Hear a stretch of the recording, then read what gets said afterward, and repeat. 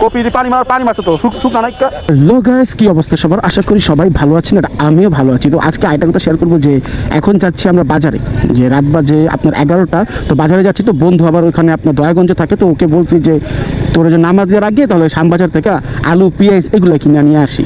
তো ওই জন্য যাচ্ছি বাজারের উদ্দেশ্যে যাচ্ছি।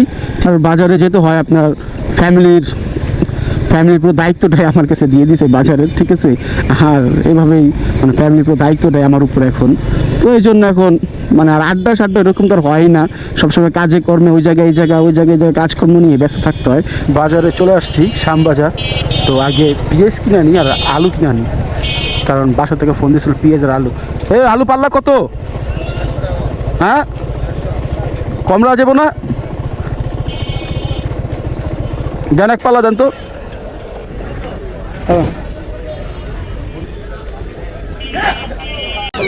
এক পাল্লা 510 টাকা এক পাল্লা। কপি পানি মারছে তো শুকনা নাইকা। হ্যাঁ,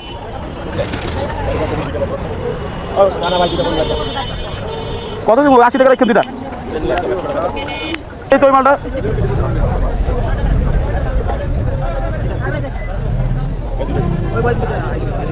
আরেকটা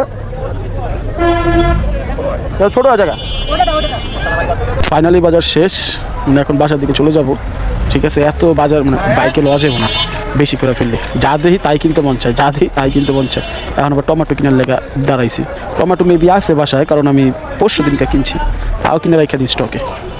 খালি কিনতেই মন চায়, বন্ধু চিলে করতেছে, চল এত কিছু কিনা লাগবে না। এখন চলছি বাসায়।